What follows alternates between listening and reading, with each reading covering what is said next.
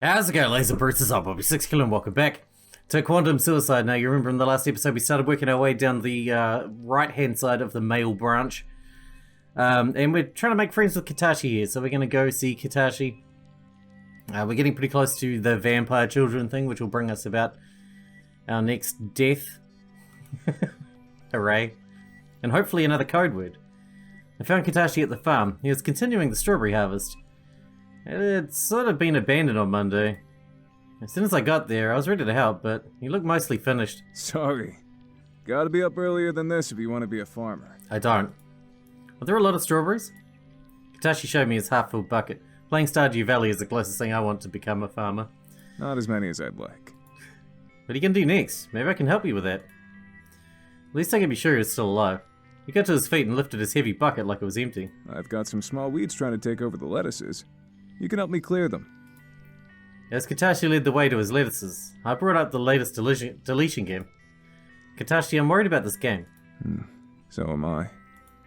Obviously, I'd like to prevent it from happening at all, but if we can't, we need to get real about strategy. There was only one safe strategy I could think of. I don't think we can strategize. That requires us knowing what the other team is up to, and we just can't know what their plans are. Well, we can at least make sure that someone is safe. We can't make sure of anything. Well, we can. If we take the least points in each round, that means if our team loses, Katashi dropped his bucket and grabbed me firmly by the shoulders. His fingers dug in as he gripped me, and the pressure turned slightly into pain. No! No! You can't do that! You can't just go and sacrifice yourself! I won't let you do this! You can't!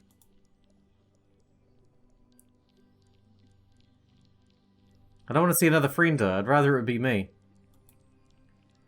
Katashi loosened his grip, his face solemn. I understand. I feel the same. But you shouldn't just be giving up. It's not giving up, it's giving the rest of you a chance. We're both still here, and there's a reason for that. I don't know what it is, but we both need to do our best to get through. But why should I? Why is my life more important than yours, or Yoshiki's? It's not. But we've made it this far. And to me, that means we need to keep fighting. But I think maybe you're here because you're the one who can stop this. I think we need you. I think maybe I need you. So, I'm going to ask very nicely. Please, don't do this. Try and play to win. Please. But if I win, that means someone else loses. Maybe you. But if you lose on purpose, for me, or for anybody, I'll know it's my fault.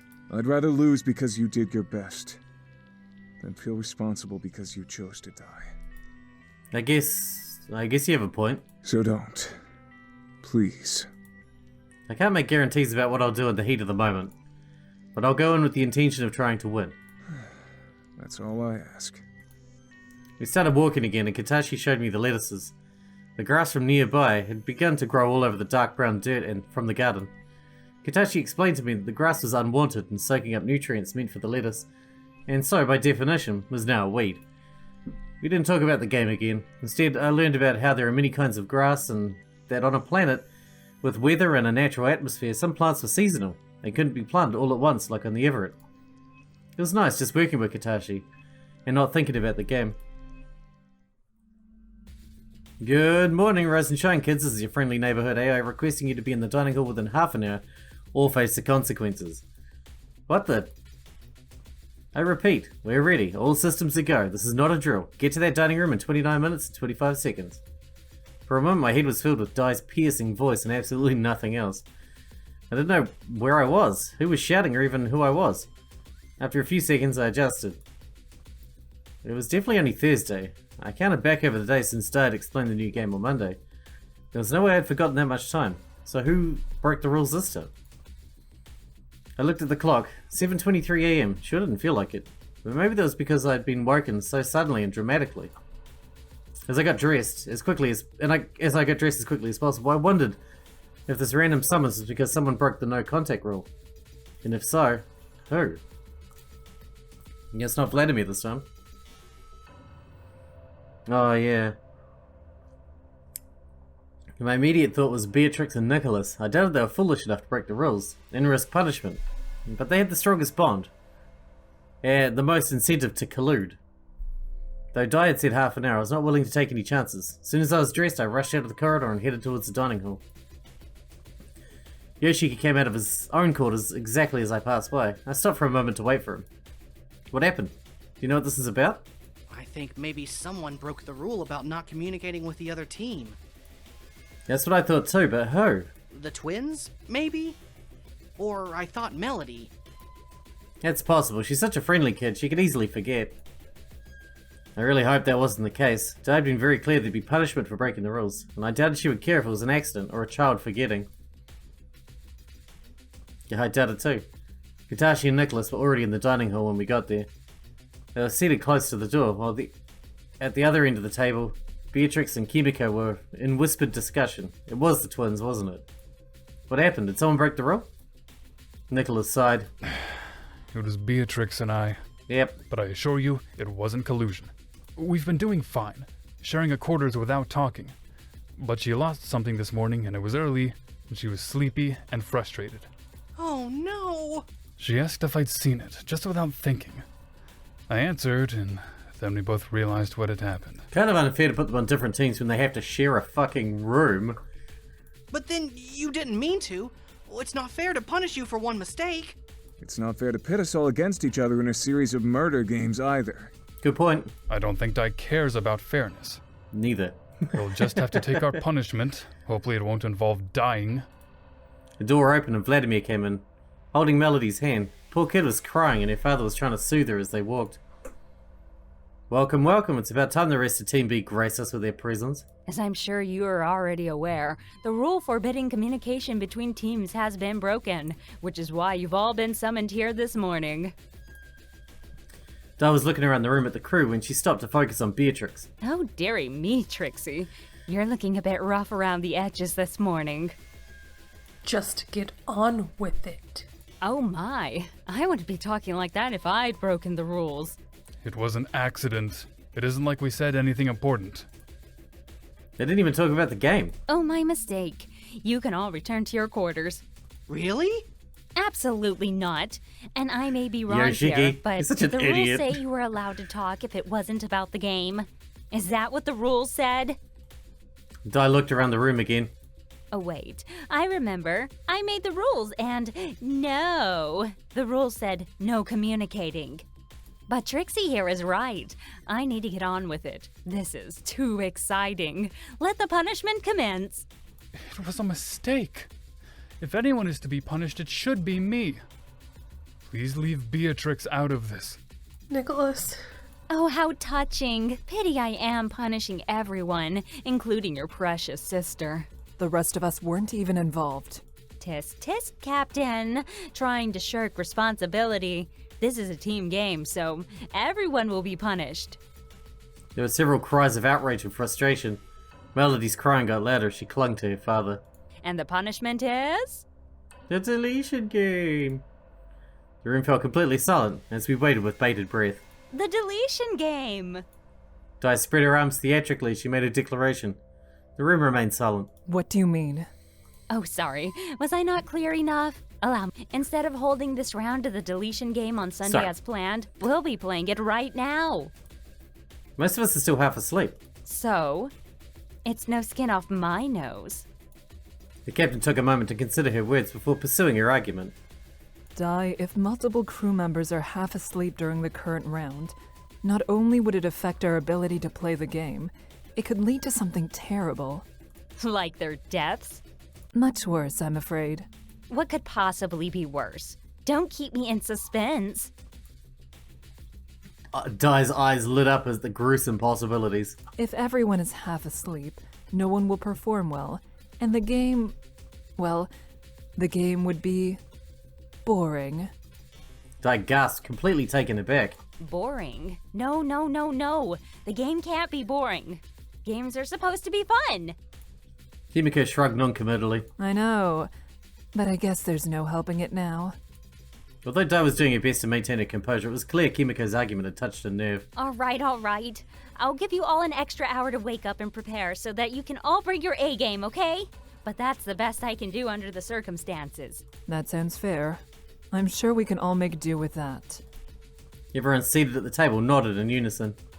With the new terms established, Dai seemed to regain her usual composure. Okay, good.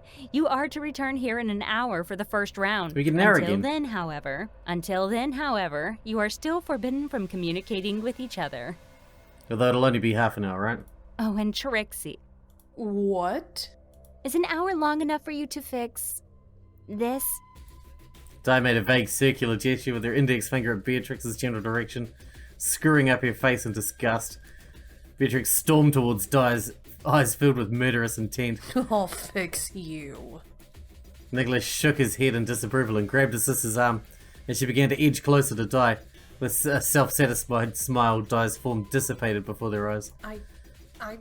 Ugh. Beatrix let out a frustrated cry as she wrenched her arm free from Nicholas's grasp. Nicholas painfully ignored his sister's frustration and focused on the task at hand. Now isn't the time for this. We need to prepare for the first round or we'll be putting ourselves at a serious disadvantage. Let's head to the rec room and work out our strategy. Here we go. That sounds like a good plan. It's a plan. Yoshi could grab my hand with one hand and Katashi with the other and pulled us out of the dissipating dining hall and toward the rec room. We arrived at the rec room and Nicholas immediately started discussing our strategy. I've been considering two particular strategies. Let's hear them. Our first option is to go through the rounds with 2 people on 0 each time in order to spread the points over the other 2. In doing so, we'd increase their personal pools and hopefully win the rounds, assuming the other team decides to spread their points over all 4 people. And our other option? Assume they're doing what I just described, and spread out our points over all 4 of us. How do we go about spreading our points? We'd have to play it by ear, until we saw the results of the first round. That makes sense. No point nailing down a plan when there are so many variables in play. Dai suddenly chimed over the intercom system. Please assemble in the dining hall for this week's Deletion Game. Round 1 starts in 5 minutes. Woo! Certainly didn't feel like an hour. It wasn't. It appears she's given us half an hour at best. What? But that's not fair! Well, she's gonna make us play on the spot. Half an hour's still better than nothing. I guess. Okay, let's make our way over now. For the second time that morning, we headed to the dining hall where we'd be forced to play the Deletion Game once again. We arrived to find Dai lazing about, gazing at her nails disinterestedly. Oh goody, everyone's here. Now I know I said an hour, but just look at you all. There's nothing quite like the risk of death to wake you up in a hurry, is there? All right, let's play. Very well, Dai. Let's get this over with. I love your fighting spirit. Okay, so what I will need is for you all to wait outside during the other team's turn. You Sure. will get up to 5 minutes in the room to decide on your points allocation. Then after that, you can input your choice on the main terminal. Oh, we know this However, very well all now. hands will have to be placed on the terminal in agreement. Team A, you are up first. We've done it many times Team before. B, get out. The members of Team B hastily left the dining hall and left us alone with Dai in the dining hall. The dining table now projected a shimmering holographic terminal. Your 5 minutes starts now. Okay, I've put together promising configurations. Please choose whichever one you prefer. Sure. I mean, it doesn't really matter at the end what we pick.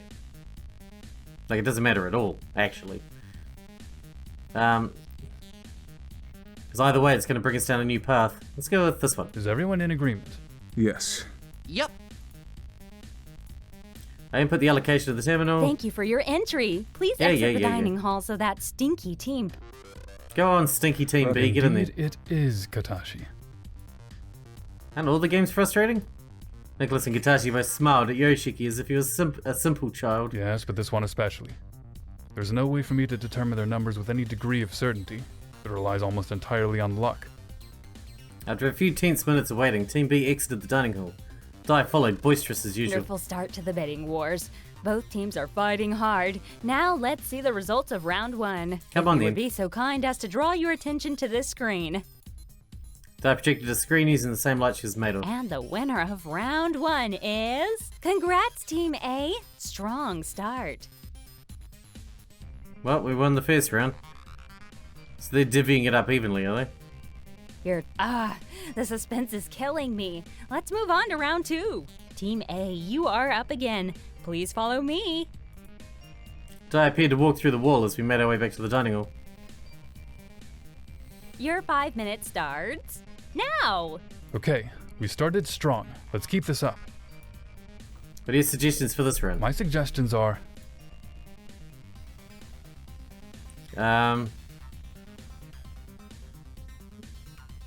Let's go with that one. Input the allocation using the terminal. Yeah. Thank you, if you would be so. Here we go. Winner of round 2 is Team B. Ah! Team A, you are my hero. Let's move on to round 3 then. Did we win that one as well? Holy crap. Team A, you are up again. Please follow me. Di appeared to walk through the wall as we made our way back to the dining hall. Come on. Let's do this. Your 5 minutes starts now. So far, so good. We might be safe. one more round before we can count our chickens, Yoshiki. Heading into the final battle, I suggest. I think an even distribution for the last round might be good. Maybe this one? Congratulations, Team B. After 3 rounds, you have come out victorious. We lost. And that means Team A, you lose. Congrats! It doesn't actually matter. And the lucky winner of the wheel is... Nicholas. Well, now that's a shame. The average hotness of this crew is about to take a major dive. No, no, no, no, no. No, it can't be him.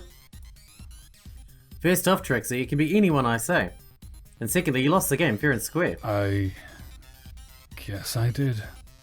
Nicholas, I'm so sorry. We didn't do this on purpose. We didn't choose you or want you to lose. I know. The points simply fell this way. How can you be so calm? Someone has to die. I'm just glad it isn't you. Well, I'm not. I'm sorry, kids. No, wait, not sorry. The other thing. Excited. Yeah, that's it. Excited. Let's spin that wheel. Di's colourful glowing wheel of deaths appeared beside her, lights flashing.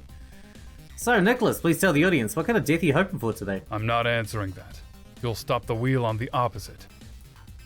Are you implying that the wheel of death is rigged? How dare you, sir? It's not real. Of course you control it. I've never been so insulted. You don't trust the wheel? Fine. I'll choose for you. To the medical bay. Nicholas started moving toward the medical bay, but no one else moved. Come on. We'd better do what she says. We all know what will happen if we resist. Nicholas, how you taking this so well? Well, it's bought my sister another week. And she is all I care about in life and in death. Beatrix is now sobbing uncontrollably. But that's not... Nicholas. This isn't fair. This whole thing isn't fair, dear sister.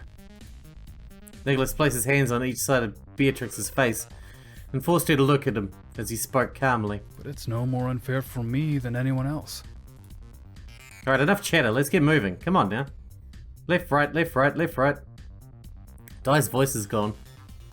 We didn't march, but we did hurry out into the corridor and toward the medical bay. There must be some way to fix this. Nope. Keep marching, we're almost there. Left, right, left, right, left, right. She kept up the marching rhythm for the rest of the walk, shouting so loudly no one could hear over it, though Beatrix kept trying to speak. Once we made it to the medical bay, she continued the rhythm right up to the surgical room. Left, right, left, right, left, right, and stop. Katashi stopped so suddenly I walked into his back. The captain had to grab me to stop me from falling. Nicholas, if you would hop up onto this chair, we'll get started. Don't I get goodbyes? Di sighed and rolled her eyes. Fine, 2 minutes. Nicholas went to the captain first, nodding to her with a slight smile. I was impressed that he managed to stay so suave and cool, even while preparing for death. Captain, I appreciate that you've been doing your best under the circumstances.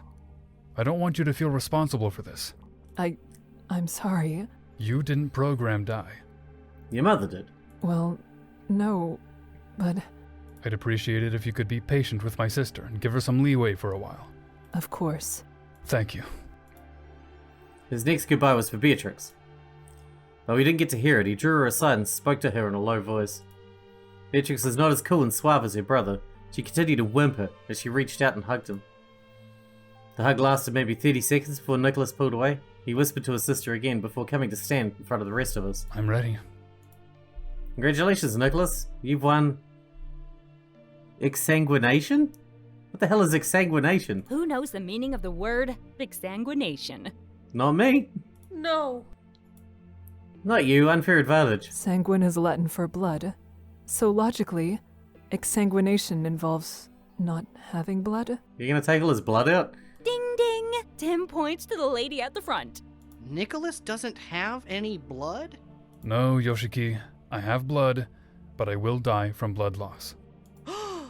And I'm gonna need a volunteer from the audience. There's no surprise that nobody put their hand up. Come on, don't make me pick someone. Kadashi stepped forward. Better me than Beatrix. What do I have to do? Don't worry, you'll just be doing some light killing today. I don't believe it's habit forming. If symptoms persist, please see your doctor. The one that's still alive, that is. No disrespect to either Dai or yourself, Katashi, but I think I can handle this. Oh, Nicholas, you make me weak at the knees. I'm really gonna miss you. Nicholas took a seat in the medical bay and began the process himself. He placed a needle into his right arm and watched as the blood started spilling into the bag above. He placed his glasses on his leg and made himself comfortable. Everyone knows the rules. Stay back from Nicholas during his time of need. Please, keep my blood in storage, in case anyone needs it in the coming weeks. Beatrix, you mean? Over my dead body is anyone touching your blood. Beatrix. Sorry, brother. Melody was standing beside Vladimir, watching on with great interest. I like Nicholas. Is he going away forever? Like Mommy and Sixkilla? I'm afraid so, sweetie. Why don't you turn around now? Melody shook her head. I want to see what Dai is doing. Will it hurt him? I don't think so. You can look for now, but you have to turn around when I say, okay? Okay. Well, audience, our glamorous assistant was next to useless, but a round of applause for his enthusiasm to kill a fellow crew member. There was silence. I said applause, or else. As Katashi came back to the group, we each put our hands together for a few unenthusiastic claps. Melody copied. Nicholas, I'm sorry. Now, theoretically, he should die once I've drained one-third to half of his blood volume. But I'm keen to push the boundaries. Let's see what he can handle. For science! Nicholas Vogel, your service to the Everett has been exceptional. We honor your sacrifice today, and we will remember your bravery and integrity. Salute! The crew saluted. Melody copied and did the same. Well now, that's interesting.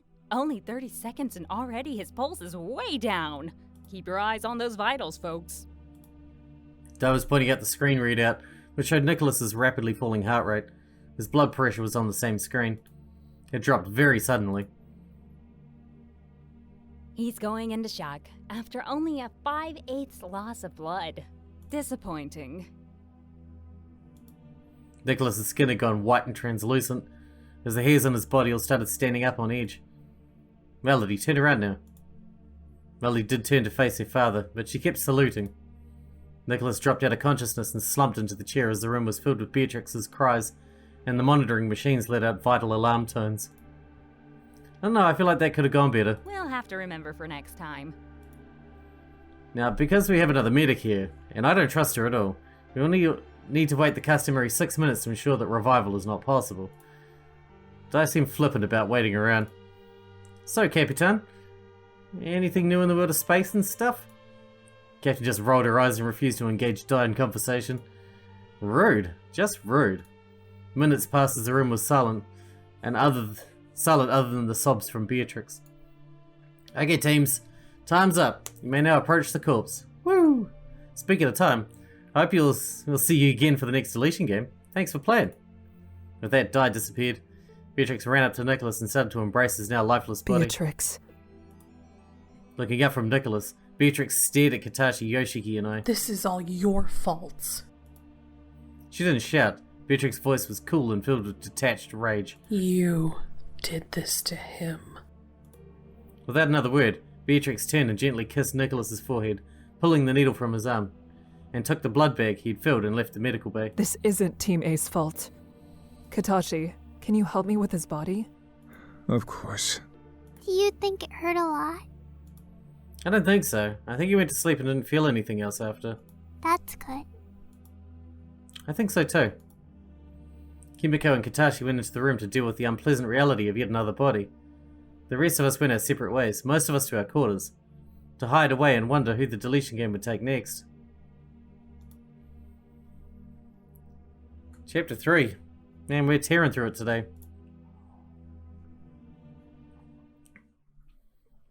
I was stirred awake. I could feel something touching me. I froze for a moment, then realized someone was holding my hand. What the? I heard a muffled voice coming from the covers. Hey, bestie. It's just me. That's kind of creepy. I turned the lights on to see what was going on. Yoshiki, what are you doing here? Even when asleep, your hand still gripped me back. Oh my god, look at that face. You're scaring me, dude. What are you talking about? You are still alive. Thank you for noticing. Yoshiki seemed distraught, but cheerfully distraught.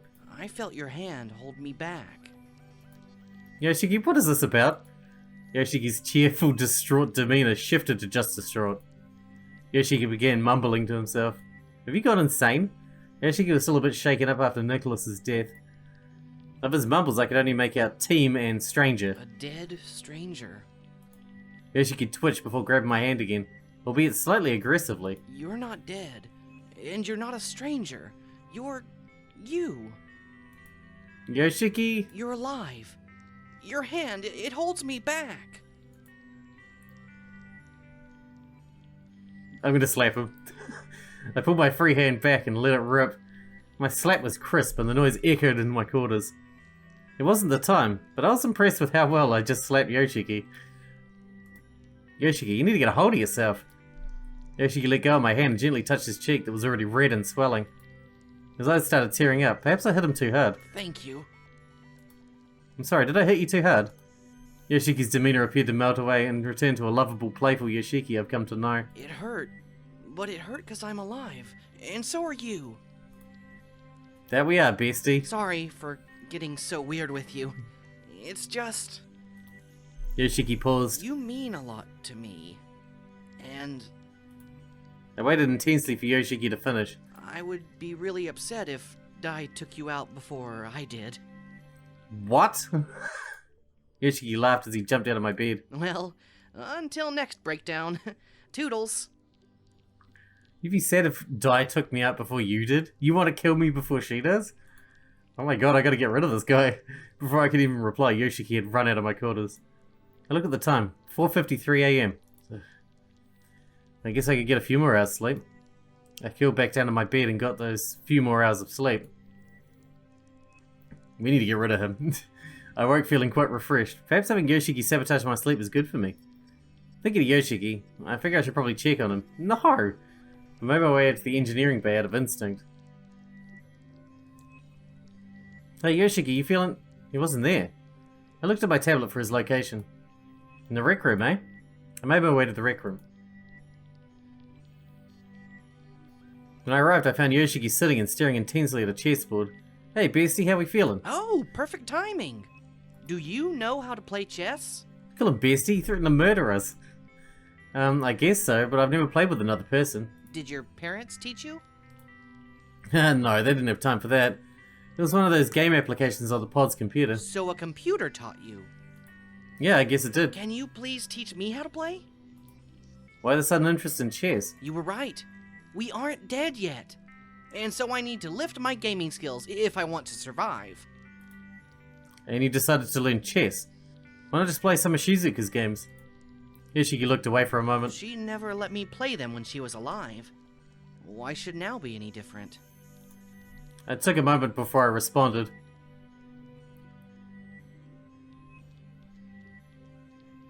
What games do you know how to play? Perhaps trying to learn a new game isn't the best way to hone your skills. I guess that makes sense. What do you know how to play? Let me think. I stood quietly for a moment while I waited for Yoshiki to come up with an answer. So if I take the 1 and minus it from the 2 and then I thought you divide couldn't the do maths. result with, Yoshiki, why are you doing maths? I have bad news, bestie. What is that? Well, my calculations are in and, Why are you doing calculations? Yoshiki continued, unfazed that I was becoming frustrated with him. I don't know any games. So we could be in a bit of a pickle. Kiss chess it is then. How did that require maths? Everything is maths. I was left stunned for a moment, unsure of how to respond, when I had a great idea. 20 questions. That's the spirit. Let the numbers flow through you. No, as in we can play the game 20 questions. It's a very easy game to play. Oh, okay. So think of something, anything you like, and you pretend you are that thing. Ice cream. No, don't. Strawberry ice cream. I had to take a breath before continuing. Okay, change your plans. I'm not ice cream. Yoshiki, Don't you like ice cream? I will pick something and you have to ask me yes and no questions. You only get 20 questions and you have to guess what I am. Okay, I can do this. Fantastic. Have you thought of something?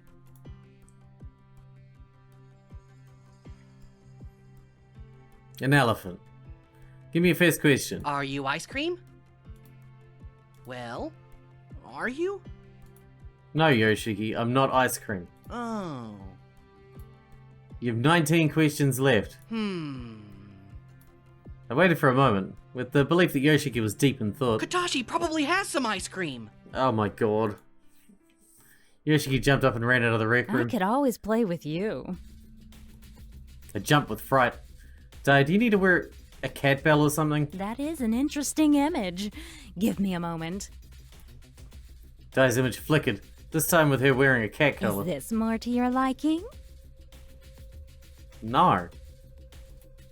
Are you blushing? I avoided eye contact with Dai. You're cute when you blush. Thank you, I guess, and thank you for putting that on. Now I can hear you coming. Wait, this wasn't for a fetish? Oh no, it was. Dai flickered back to her usual self, collar free. I am very disappointed with you. I thought we were bonding. With fetishes. Dai, I'm so. Damage is done. Dining hall in 10 minutes for the new game explanation. I reached out my hands towards her, but she dissipated as she let out a sigh of disappointment. How does a psychotic murderous AI make me feel bad? I quickly gathered myself and my thoughts and made my way to the dining hall. I arrived at the dining hall where everyone was already gathered. I was the last to arrive. About time. Why are you late? But I'm not late, you said 10 minutes. You are the last one here. That makes you late. Well? There always has to be a last one. Well? Apologize to your crew and to me for keeping us waiting. Dai, that is not necessary. Please get on with it. I am defending your honor. You defend nothing. How dare you? I defend and protect more than you could even fathom. The captain and Dai were starting to get superheated. I decided to break the tension and just apologize. Crew, I am sorry that I'm late and I've insulted your honor. Yoshiki nodded as if this was expected as Dai turned to face me. Dai, I'm sorry for insulting your honor also. Thank you. That means a lot to me. Does it really? Dai waved off the captain dismissively. Ram it, Captain. Can't you see we're bonding? I smiled meekly at Dai, who was still intensely gazing at me. All right. Bonding complete. Let's move on. Bonded. Welcome to the next round of the Deletion Game.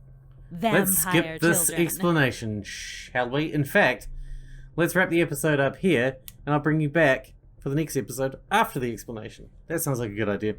Hope you guys enjoyed it. Thanks for watching. Thanks for hanging out with me, and I'll see you in the next one.